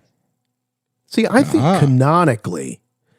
canonically, having the Force mentioned for the first time, sort of in the latter phase of the Andor story, makes a lot of sense. If you take the animation out of it, and you're just a live action person, you've watched the movies and you're watching some of these live action series, the fact that Palpatine drove the Jedi to extinction and wanted to really extinguish any talk or use outside of him, of course, secretly, of the Force, it makes total sense that as the story in Andor plays out, and then, so we get the Force healer, and then in Rogue One, we get Chirrut, and then shortly thereafter, chronologically, we get the farm boy that has these latent Force powers, and we're reintroduced to Obi-Wan Kenobi. So I like it that way. I think that it's very appropriate that the Force dips in and out of the galaxy in the story that we're being told. Oh, yeah. You mean specifically Andor? Yes, I'm talking about live action. Yes, live action Star Wars. Oh, okay. Yeah. And I'm glad they put that little touch in there. And it was with someone who is not like, expert level Force user with that Force healer. It's she hints didn't even of really the know Force. herself. They're dancing on the edges of it. Yeah. Because the Force largely has been suppressed throughout the galaxy with the rise of the dark side. So, for normal people to be able to, without training, to be able to open themselves up to the Force is very strange and odd and rare. And it's met with skepticism by others, like Cassian was revealing when Bix wanted to take him to the Force. And fear. People that were around and watching the Inquisitors round these people up, hanging them in the public square. Who's gonna want to dabble in Force use when you saw somebody who was rumored to be a Jedi hanging from the neck in the middle of the town square? Probably not many. It's almost as if a Force user can really only exist on a planet like Yavin, surrounded by friendly allies. So, but you can't assume just because one is a rebel, one is faithful of the Force or respectful of the Force or a Force user. There could very well still be some of the prejudice that exists throughout the galaxy regarding Force users. It were the Jedi who staged the coup on the existing government, and Palpatine framed it all that way, said it made him scarred and deformed. The Jedi tried to overthrow the legitimate government. So there could be some people within even the rebel ranks who feel a little bit that the Jedi or anybody who's tapping into the Force is a little sketchy, Sure. or untrustworthy. So some of that could even, I think, exist within rebel ranks. It's not just exclusive to the Empire. Han Solo's the everyman. He calls Obi-Wan a fool. He calls him an old fossil. Doesn't believe in the hokiness and mysticism and all of that. So that's as the everyman. And then George has made it very clear that that's the role that Han plays. We know what the perspective is on the Force right from the get-go with him. For sure. And I think he's very much representative of the majority of people throughout the galaxy. I think Han is speaking for a majority of the people living within the Empire, the regular citizens, the regular Joe. It was interesting to hear Tony talk a little bit about destiny, however briefly, but he does discuss it and say he's not adverse to storytelling that delves into things like destiny. And I just wish somebody would talk to Tony Gilroy and get some frank discussion out of him regarding the writings of Joseph Campbell. We know how influential they were on George Lucas as he was building the foundation for Star Wars and the characters within. But yet, to my knowledge, I have not heard any interviewer talk to Tony about applying the Campbell approach to Star Wars in the way that George Lucas did. And when he talks about destiny, I thought maybe he would open himself up to some of that. But the who's this guy, Jeff Goldsmith? He didn't jump on that at all. So, yeah, no talk about crossing the threshold. No talk about the hero's journey. None of the Campbellian stuff, that's for sure. None of the good stuff. None of the good stuff. But, it's all, again, when you're dealing with a guy like Tony Gilroy, the conversation is on a very practical level, very real world, steeped in reality. And in Tony Gilroy's reality, working with pre-existing cogs in the Star Wars wheel turned out to be rather challenging from time to time.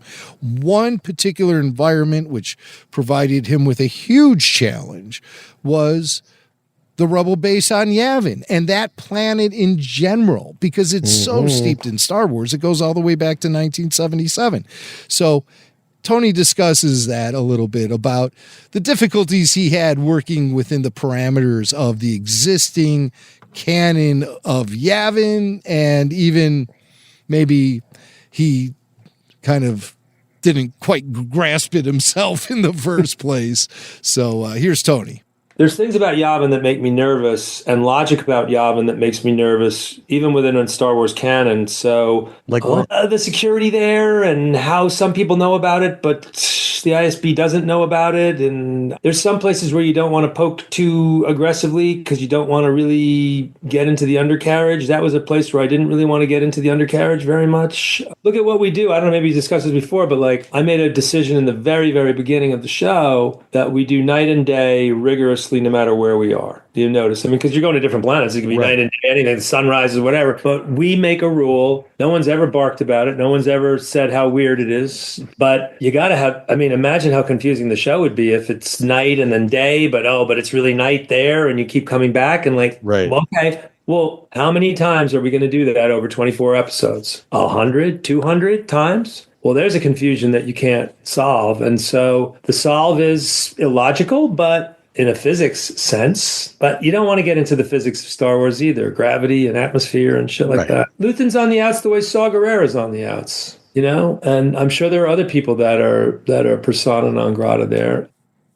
Boy, when I listened to this interview, I thought many times throughout it, we nailed it. We nailed it on the RFR after show. I love that we were picking apart some of the things that Tony himself admits to being problematic. And this has always been one of the challenges that I've had with some Star Wars fans, is that they want to pull every thread. And I'm worried that they're going to unravel the whole damn sweater, because the Star Wars universe, despite what a lot of people think, it was not constructed as tightly as other universes in popular franchises.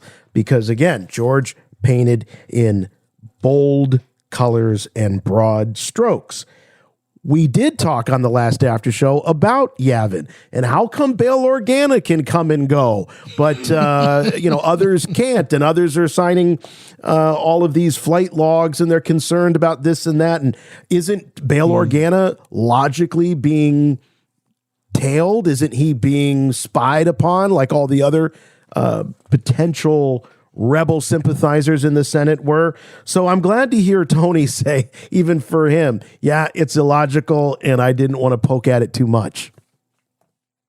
I think Bail often could protect himself under the guise of being an ambassador, because it seemed like Leia was using the similar technique as she was trying to deliver the plans to Obi-Wan on Tatooine. You know, if this is an ambassadorship, where is the chancellor? What does he say? Where is the what? If this is a consularship, where is the ambassador? Where is the ambassador? I said, if this is an ambassadorship, where is the chancellor? That's not right. That's not right at all. But say that line again as Darth Vader. If this is a consularship, where is the ambassador? Nice. And he cracks the guy's neck. Yeah. Oh, yeah. That always gave me chills, that scene, even thinking about it. He cracks the guy's neck. You see Ben Burt in front of a microphone with like 4 number 2 lead pencils snapping them and to get that sound effect. I always thought it was celery sticks, but could be pencils. Well, it depends. Maybe that was just Ben's lunch. You know, Mrs. Burt gave him a bag of celery sticks, and it became the sound of Captain Antilles' neck snapping.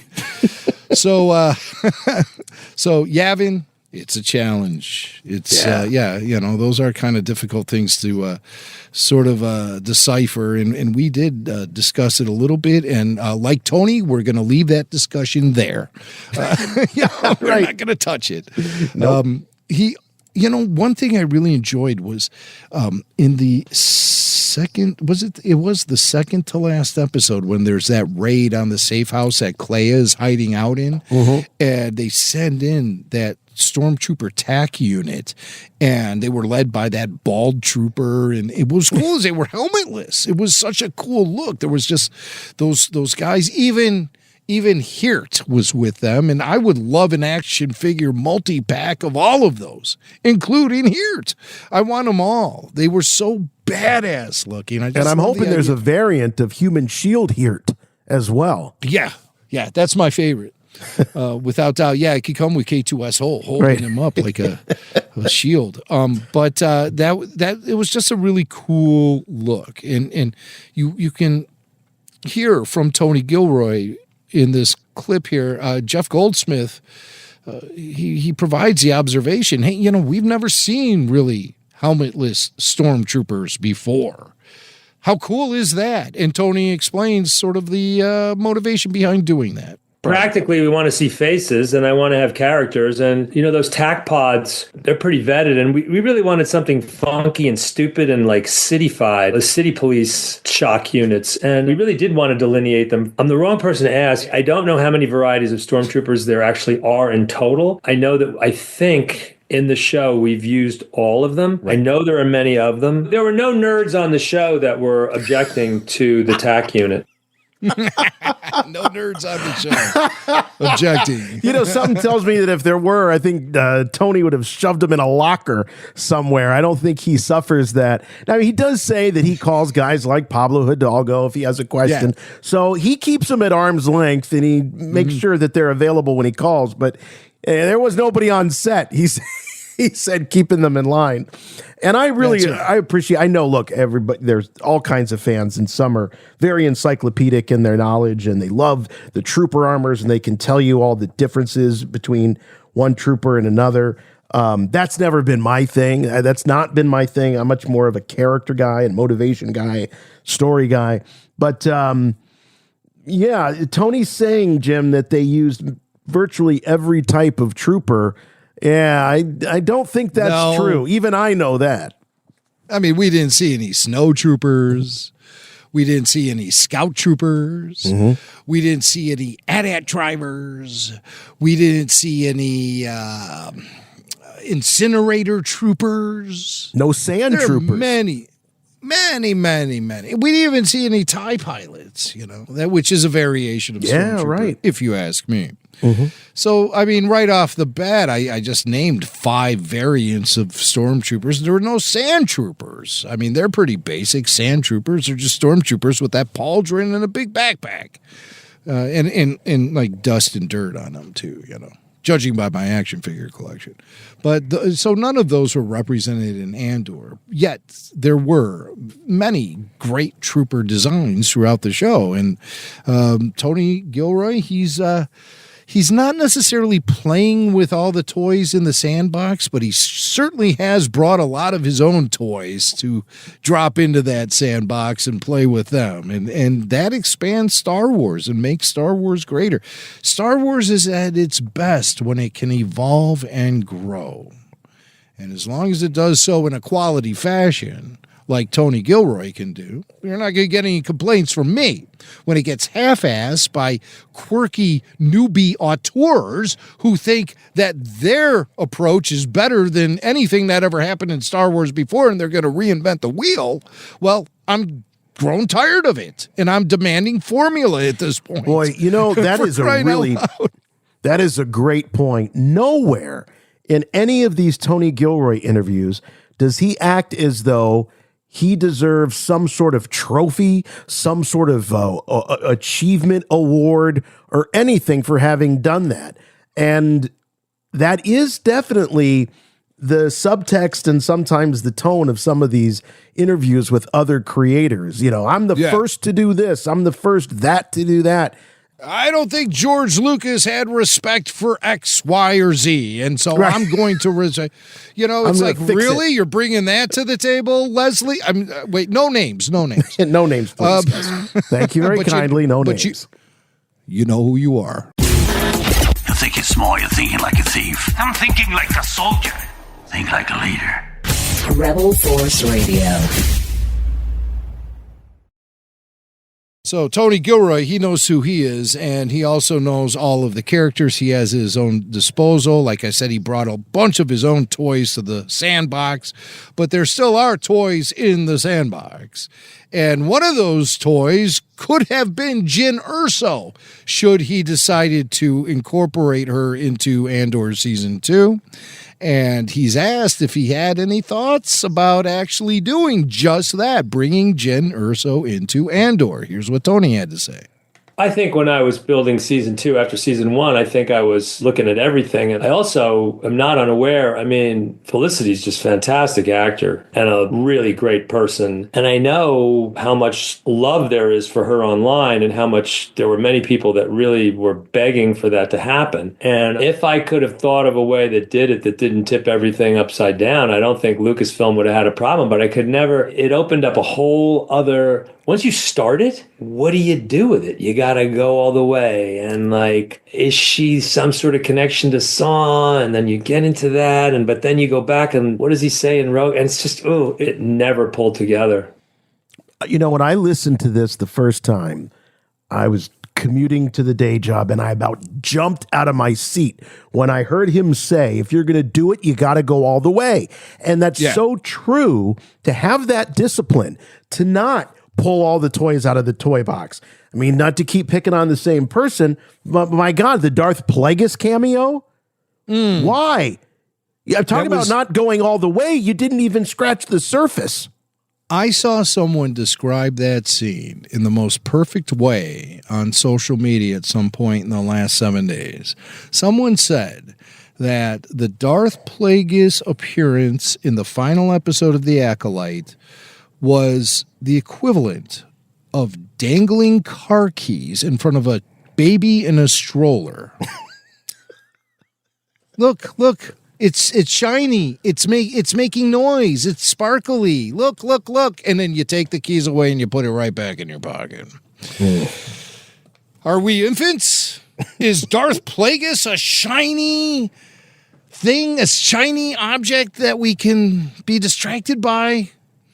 I'd hate to say it, despite, when I read that, I thought to myself, Jesus, guy, you fist pumped when that happened. What's the matter with you? But no, there's nothing the matter with me.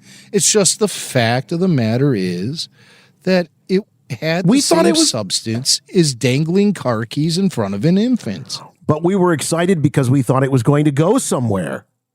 That's why we were excited. I guess I should have known better. But I was so happy to hear Tony say that. especially with a character that means as much to people as Jyn Erso does. There's a lot of big Jyn fans out there. He's dead on right about her popularity online. And he wasn't going to do that to Felicity, to Disney, Lucasfilm, himself, the story. It wasn't worth it. He thought about it, but he just couldn't make it work. So instead of just doing it to do it, like you were saying before, Jim, the just because, he decided it was better to leave it alone. I think ultimately it would have been a betrayal of the character of Cassian Andor and the actor Diego Luna at the end of the day. It would have hijacked the show from Diego. Now, here's something interesting, though. Before I start getting all excited, I just want to say, and I want to ask you, have you watched Rogue One since completing Andor? I sure did. It was the night after I finished the series. The night after. And me too. And has it presented different perspectives for you? I mean, I was blown away by how many little tiny things, and I didn't write them down because I was so happy to watch Star Wars without taking notes. But there were so many little things that happened that I'm like, how did they know that? How did they know this? How did they know that? It was absolutely, for me, seamless. Perfectly seamless. Andor certainly has made Rogue One a better film. It has added more substance to it. And Cassian Andor has moved from being a secondary character to, felt like he was the main character of Rogue One. Yes. Watching it in the wake of Andor. All of a sudden, it was Jyn Erso taking the sidecar while Cassian drove the motorcycle through town. It was really that. Absolutely. Yes. Yeah. So the completely film really changes the benefits perspective. from that. Yeah. So we recommend to any RFR listener, if you've consumed all of Andor Season 2, go check out Rogue One because it's really an interesting new perspective. And that's the evolution of Star Wars that appeals to me so much. The Saw Gerrera stuff, I thought, just fell into place so perfectly from Andor into Rogue. And the mystery of Saw has been alleviated. How did he get that robotic leg? Well, obviously, he's a very reckless warrior rebel who found himself in the wrong place at the wrong time. It's nothing glamorous at all. Why does Saw Gerrera hit that oxygen mask all the time? Well, are you sure it's oxygen? I always think back to that sketch from when Felicity Jones hosted SNL, and they brought out Kenan Thompson in like very authentic looking Saw Gerrera wardrobe and hair and everything, and he took a hit off that breath mask. What are you breathing from that mask? Wouldn't you like to know? Well, now we know it's that rhydonium gas that he's all, junked out on. So, Saw. And then he gets his final liberation at the end after Krennic orders, or it's Tarkin actually who orders no, it is Krennic who orders the Death Star. Yeah, it was the first demo blast on Jeddah City. Yes, that is still Krennic in charge. And it's only after Tarkin sees it's a successful experiment, then he takes over the Death Star completely. And Krennic is last seen in the Death Star hangar walking toward a shuttle with a cardboard box holding all of his crap from his office. Yeah, indeed. The Krennic stuff also, I think, takes on a whole new perspective in life after the events of Andor. He grows a lot. But the failures. Oh, yeah. Because he and the ISB had suffered these, the serious leak of the Death Star information, the failure of Dedra Mira and she, taking the fall, Lonnie being a double agent, Partagast shooting himself right in the conference room.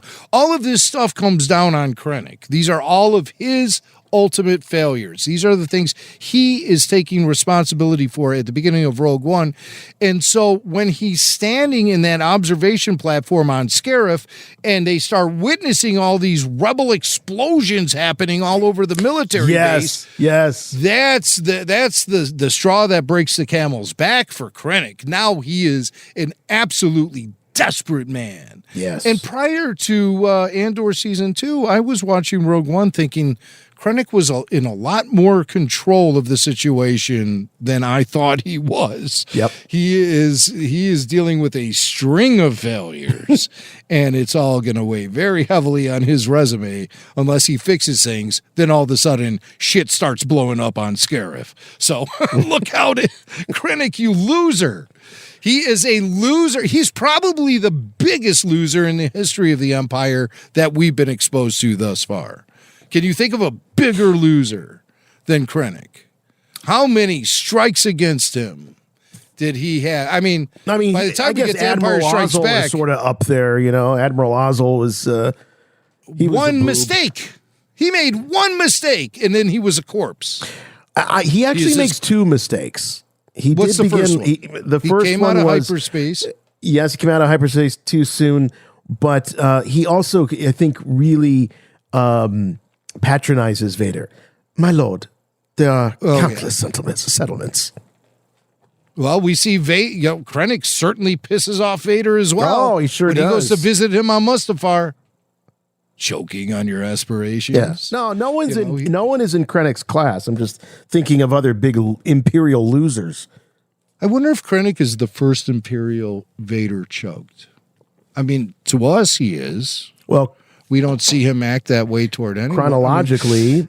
Somebody's going to point out something from Star Wars Rebels to me. Yeah. I remember him choking. Price was her name. She was an Imperial officer, Price. You remember her? She had short black hair. She was on Lothal. And I think Vader gave her a little chokey choke. A little massaging, if you will. A throat massage. Esophageal massage. So we have more actually still from Tony Gilroy. Let's talk about the end. It was despite all the stuff these guys went through, it was a rather uplifting ending to see Bix there in the field with the infant. And so Tony talks about what his motivations were to end the series with Bix and infant safely on Mina Rao.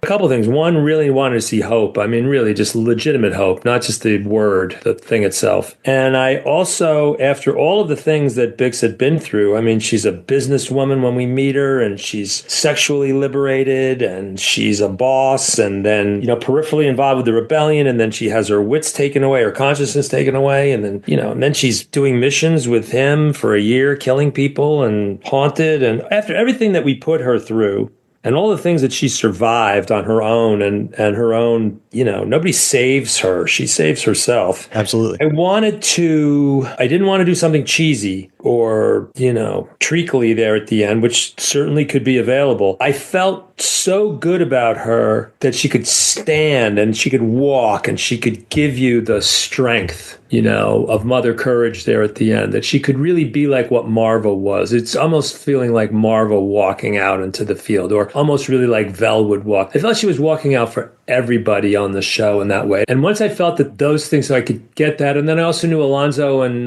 Damien would make a frame that wasn't beautiful, but not cheesy. Once all those things, I felt more comfortable doing that. And I knew we just had, you have to, God, what we're putting these people through. Yeah, you got to have some uplift at the end of this. And I do like that she's sort of a proxy for everybody that, everybody that we sort of came to know and care about on the series. That it's like, Bix made it. We know where Cassian's headed. We know what happens to many of the rest. We've already watched so many fall, but Bix, not only just Bix, but what we assume is Cassian's child. Yeah, I was really touched by the fact that Tony said that Bix had kind of advanced into this realm of being like the new Marva. And so Marva lives on, she'll Bix will always have a fire in her belly about the rebellion against the Empire. She'll always feel that way. But her priorities in life have shifted because obviously she has a child. And when you have a child, all your priorities shift toward your child. And so Bix is advanced now, much like Marva did when Marva adopted Cassian and raised Cassian. Now Bix is taking Cassian's son and raising him still as a rebel on the run, as somebody who's trying to avoid the Empire at all costs, but still has the fire of rebellion burning in her. She has the companionship also of B2, drawing a further connection to Marva. So basically, Cassian's child is going to grow with the same sort of nurturing that Cassian grew with via Bix becoming the new Marva. You have B2 there, constant companion for the young Cassian, now Cassian's offspring, and a sense of, as Tony says, hope for the future, which is really what Star Wars is all fueled by. You have to have that. You can't just leave us in this bleak situation. Having Bix there at the end also makes Cassian's sacrifice pay off like immediately. It's like instant gratification on for us as audience members. We see Cassian making the sacrifice. We see Bix leaving him. We see Cassian completely devoting himself to the rebellion. We know where it will go. So when we're seeing Bix there at the field at the end, it's real fulfillment for us as an audience because we are seeing the sacrifice Cassian is making or is going to make paying off immediately right before the credits roll. And then you get the great Star Wars fanfare music, the John Williams music at the end.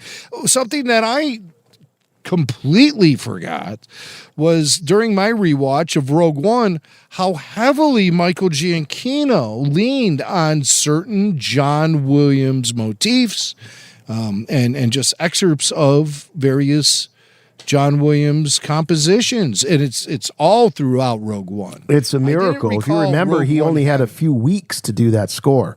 He did it in like 6 weeks. Yeah. If I remember correctly. He had like a month and a half tops. And that's crazy. That's just craziness. So, but all of that stuff, it's a big payoff, at the very end to have Bix there with the baby. And we don't know if it's a boy or a girl, but the blanket looked kind of bluish to me. So I'm thinking it's Cassian Jr., Little Cassa. That's what we got. Little Cassa. Okay, so we have 2 more clips. Did Tony Gilroy ever hear from George Lucas? Here's what Tony says. I only heard from him after Rogue One. He called me after Rogue One when it first came out. I talked to him for about half an hour after that on the phone. But no, I've never talked to him. Oh, so there you go. Okay. Not really much interaction between. Still, he got half an hour on the phone with George Lucas, which I consider extensive. I mean, I'm sure George thought it was one of the longest conversations in his life. Oh, God. Will this guy ever shut up? I got to go feed my llama. Okay, so Last clip. Was Andor inspired by current day global events?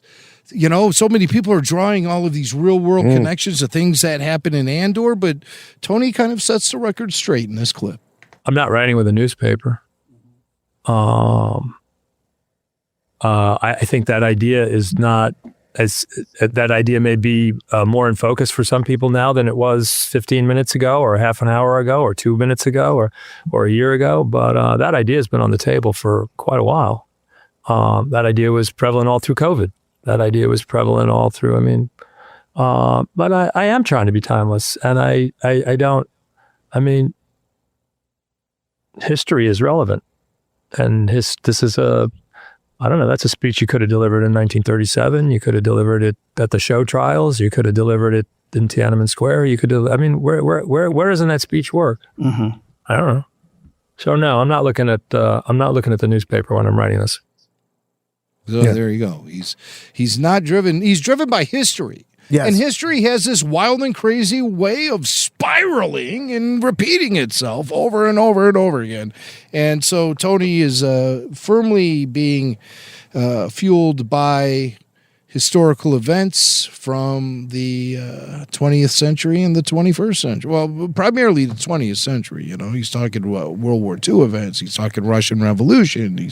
He brought up Tiananmen Square. I mean, there are all of these things that tell a universal story about humanity and society, and the pleasant parts often repeat themselves along with the really very unpleasant parts of society and human history. And that's what he's tapping into. He's trying to create a timeless story that reflects historical beats that have happened time and time again. Well, I, for one, have really enjoyed having Tony Gilroy part of the team of Star Wars creatives, getting the chance to watch the show that he created, getting a chance to hear him talk about the show. Now that it's in the rearview mirror, it's been truly a privilege. And I think some of the best, most cogent thinking about storytelling in or out of the Star Wars universe. So true. Sorry to see him go, but we'll always have Andor. I'm still waiting for Rogue 2. Chewie, get us out of here!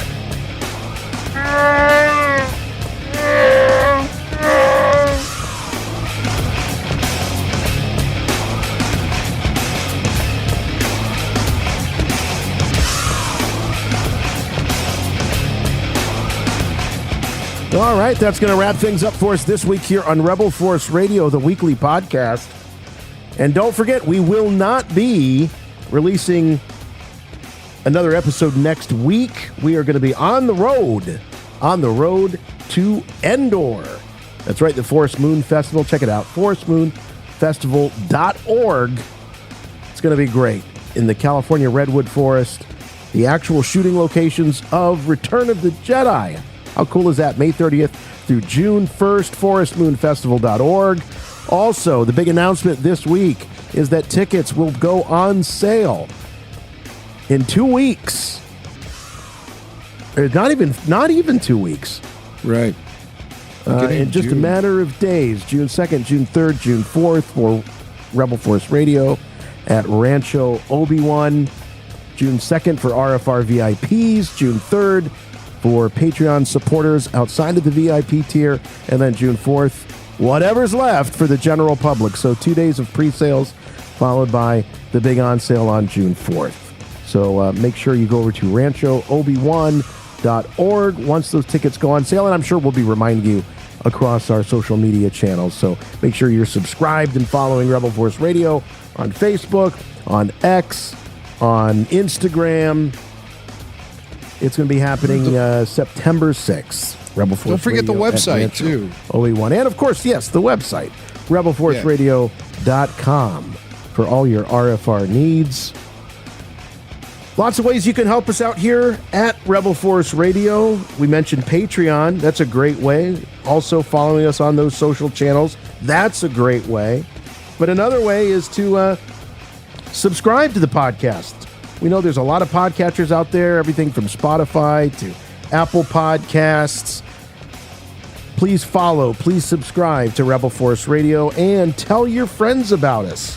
There's a Star Wars fan in your life that hasn't discovered RFR or Star Wars podcast. You can wake them up and tell them all about Rebel Force Radio. We appreciate it very much. And if your podcatcher of choice allows you to do so, we love to have your reviews.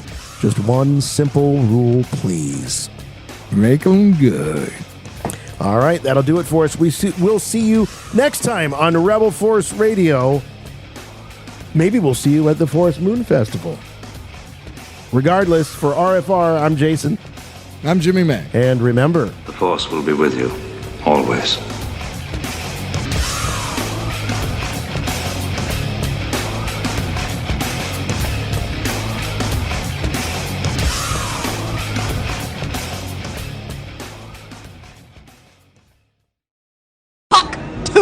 What precisely is a hawk tour?